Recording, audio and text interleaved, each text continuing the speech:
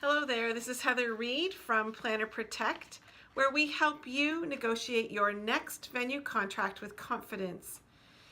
Today I want to talk about a little known document. It's not used frequently within our industry, but it does exist, and it's important that we are aware of what it is. And that is called a letter of intent. So a letter of intent. And a letter of intent legally is a document that summarizes the agreement to date between two or more parties before an official agreement is created. So it's a summary of a discussion to date, and although it's not the actual contract, it is a document that is used in some venues to illustrate intent to move forward. And we have to know about this document because there is documented situations where the letter of intent was as binding as the contract that would have been signed. And so a group or an event host needs to know about this letter of intent so that if it's asked to sign one, that they are wary of and aware of what could be the fallout of signing a letter of intent.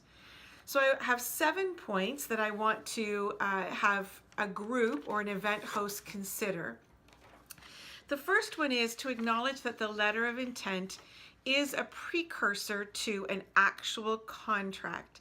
So somewhere it should document that this is not the formal document or the formal contract, but rather the precursor to a formal contract. Second, the group should never sign the letter of intent that commits it to legally and formally binding itself to hold the event at the venue without the ability to negotiate the contract. So the letter of intent should not be signed without it saying that the group has the ability to further negotiate a contract. The group should never sign a letter of intent before exploring the availability and suitability of other contracts that surround the group's ability to host the event. So if you're signing a letter of intent for a venue for meeting space only, you absolutely need to explore the ability to secure contracts for accommodations, for example. Fourth, you want to make sure that the letter of intent contains contingency clauses saying that the group can withdraw from the letter of intent or withdraw from further negotiations with that particular venue. So it's not a done deal. It is it's showing intention, but not without the ability to further negotiate or withdraw. Number 5,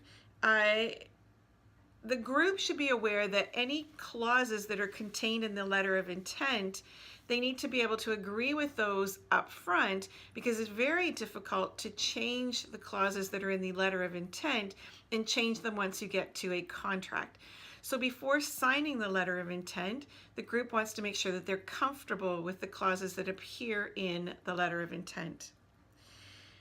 Number 6, any clauses that are really important to the group should be included in the letter of intent.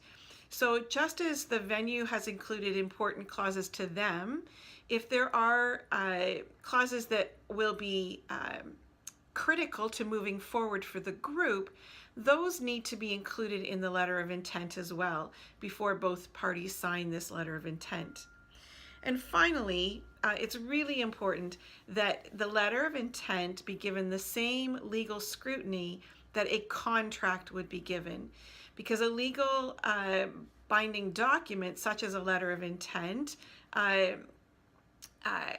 could be required to be upheld by law, and you want to make sure that you have given it the same due diligence before signing a letter of intent that you would a venue contract.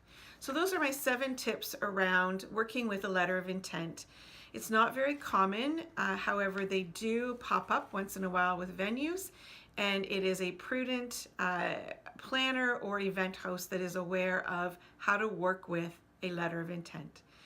If this has been helpful, I would encourage you to pop over to the Planner Protect YouTube channel to view other videos or to subscribe to our newsletter that's published every other week, or to book a complimentary call on our website, plannerprotect.ca, and I'd be happy to chat with you. Thanks, until next time.